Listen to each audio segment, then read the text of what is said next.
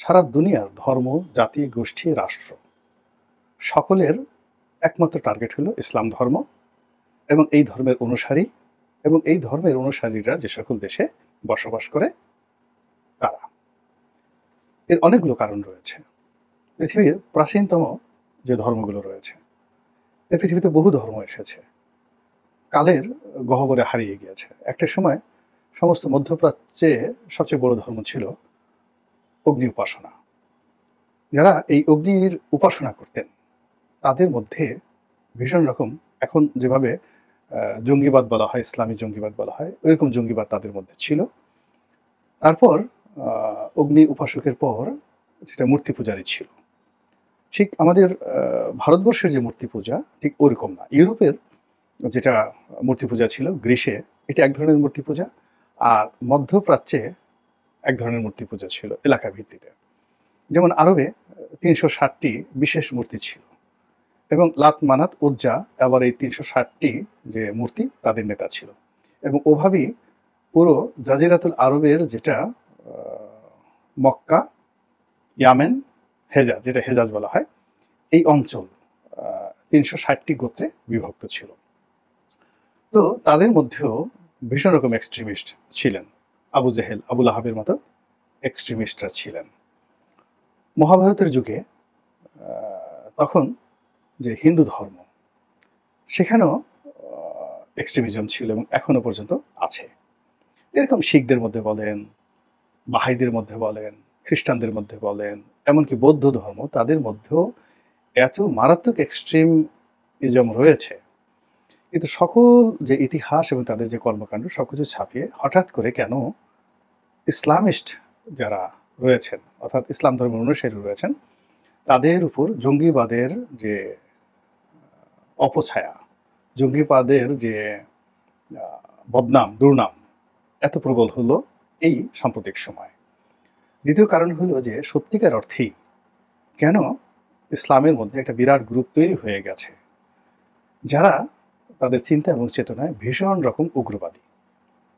তারা মনে করছে তারাই ভেস্তে যাবেন, অন্য কেউ ভেস্তে যাবে না। তারা মনে করছেন তারাই সৎ, অন্য বাইরে সৎ মানুষ নেই।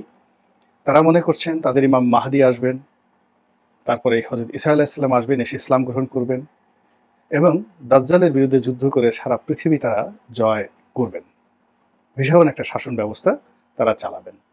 এবং এই যে একটা বিশ্বাস, এই বিশ্বাসকে কেন্দ্র করে সারা দুনিয়ার যে ২০০ কোটি মুসলমান রয়েছে, এই ২০০ কোটি মুসলমানের মধ্যে দাড়ি টুপিধারী একটা বিরাট অংশ নিজেদেরকে দাজ্জালের বিরুদ্ধে যুদ্ধ করার জন্য প্রস্তুত করে রেখেছে। এক। ২ নম্বর হলো তাদের মধ্যে নফরত, অর্থাৎ ঘৃণাবোধ প্রবল থেকে প্রবল আকার ধারণ করেছে। তারা ইহুদিদেরকে ঘৃণা করে, খ্রিস্টানদেরকে ঘৃণা করে, কাফেরদেরকে ঘৃণা করে, অমুসলিমদেরকে ঘৃণা করে, এমনকি মুসলিম সম্প্রদায়ের মধ্যে যারা তাদের মতের অনুসারী নয় তাদেরকে ঘৃণা করে এবং তাদেরকে মেরে ফেলা, কেটে ফেলা, এটাকে তারা মনে করে একটা পুণ্যের কাজ। এই কাজটি করলে তারা শহীদি মর্যাদা পাবে এবং তারা জান্নাত লাভ করবে।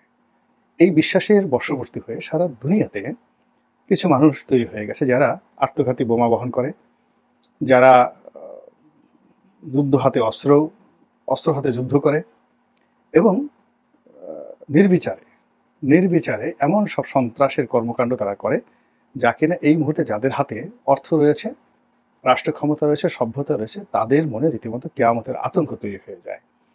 আপনারা জানেন যে গরিব মানুষের মনে কোনো ভয় ভীতি তেমন একটা থাকে না। ফসলের মাঠে জানে যে সাপ আসতে পারে, ব্যাঙ আসতে পারে, সে ঘুমিয়ে পড়ে। তারপরে বাঙ্গি ক্ষেত পাহারা দিতে গিয়ে, বেগুন ক্ষেত পাহারা দিতে গিয়ে তারা কিন্তু ঘুমিয়ে পড়ে। কিন্তু যেই মুহূর্তে আপনার টাকা হবে, অমনি আপনার একটা বাড়ি লাগবে, আরও টাকা হলে আপনার একটা সদর দরজা লাগবে, আরও টাকা হলে দারোয়ান লাগবে, আরও টাকা হলে আপনার বডিগার্ড লাগবে, বন্দুক লাগবে, রাইফেল লাগবে, এরকম। মানে আপনার যত বেশি অবস্থা ভালো হবে ততই আপনার দুনিয়ার প্রতি মোহ বাড়বে, অন্য মানুষের প্রতি সন্দেহ বাড়বে এবং নিজেদের নিরাপত্তার ব্যাপারে আপনি উদ্বিগ্ন হয়ে পড়বেন। তো আপনার এই যে অনুভূতি, এটিকে আপনি পশ্চিমে নিয়ে যান, এটিকে আপনি ভারতে নিয়ে যান কিংবা চীন দেশে নিয়ে যান, যেখানে খুব দ্রুত অর্থনৈতিক প্রবৃদ্ধি হয়েছে, অনেক মানুষ ধনী হয়ে গেছে। তো যারা ধনী হয়েছেন তারা মরতে চান না। দ্বিতীয়ত তারা নিজেদের নিরাপত্তা নিয়ে শঙ্কিত এবং তারা চরিত্রগতভাবে সবাইকে সন্দেহ করে।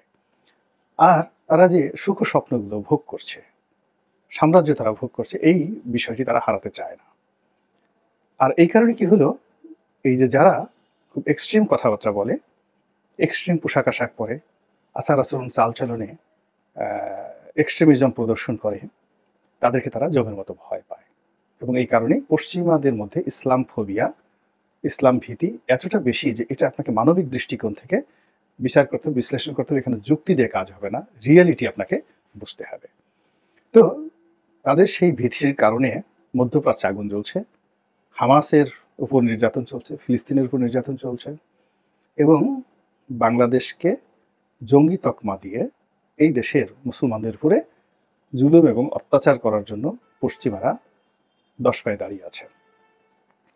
কিন্তু দুর্ভাগ্য হলো যে আমরা আমাদের এই দেশে যারা সংখ্যাগরিষ্ঠ মানুষ, আমরা এই পুরো বিষয়টি নিয়ে দার্শনিক চিন্তা করিনি। আমরা এটার কোনো বাস্তবতা নিয়ে কখনো চিন্তা ভাবনা করি না। আমরা একবারও ভাবি না যে আমাদের সমস্যাগুলো কি।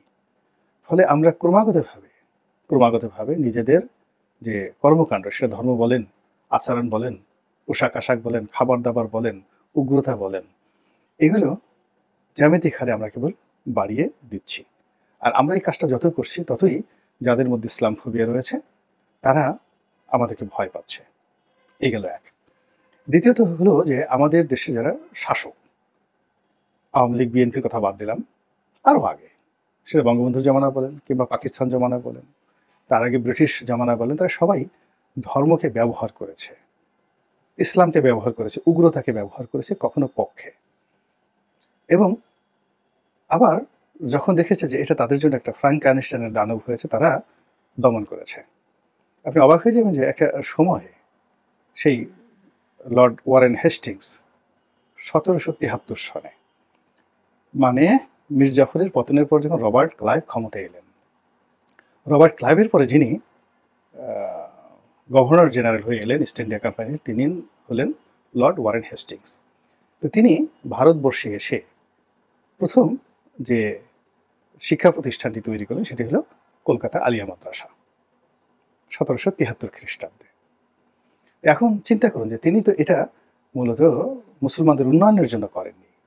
তিনি যে কাজগুলো করেছেন, যে মুসলমানদেরকে কৃষ্টি এবং কালচার থেকে একেবারে আলাদা করে তাদেরকে একটা কল্পনার জগতে বসবাস করানোর জন্য, তারা কোরআন নিয়ে থাকুক, হাদিস নিয়ে থাকুক, ইজমা নিয়ে থাকুক, কিয়াস নিয়ে থাকুক, ওয়াজ, নসিহত, তুসবি, তাহলিল, হুর, পরি, তারপরে শেষে জিন, ভূত, ঝাড়ফুঁক ইত্যাদি নিয়ে থাকুক।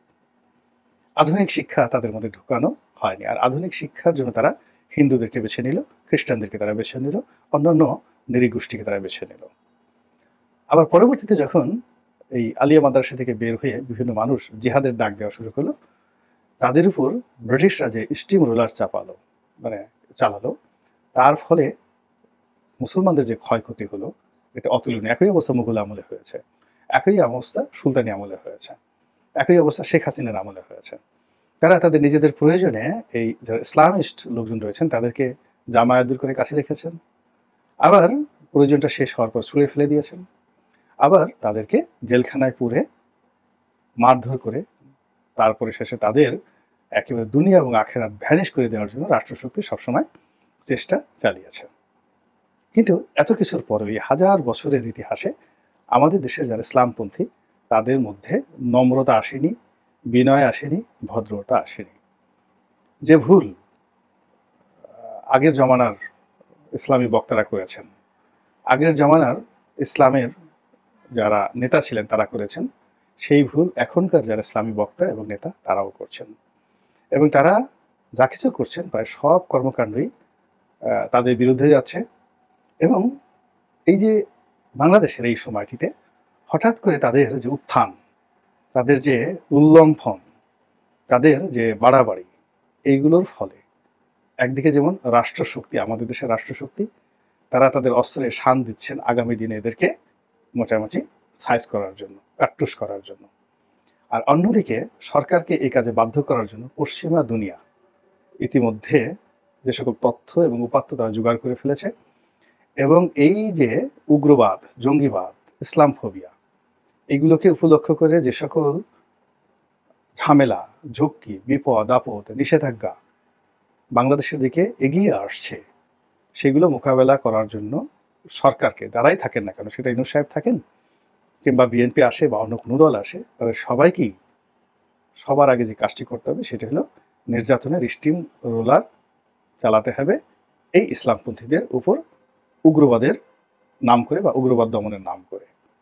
কাজেই এই দিন দিন নয়,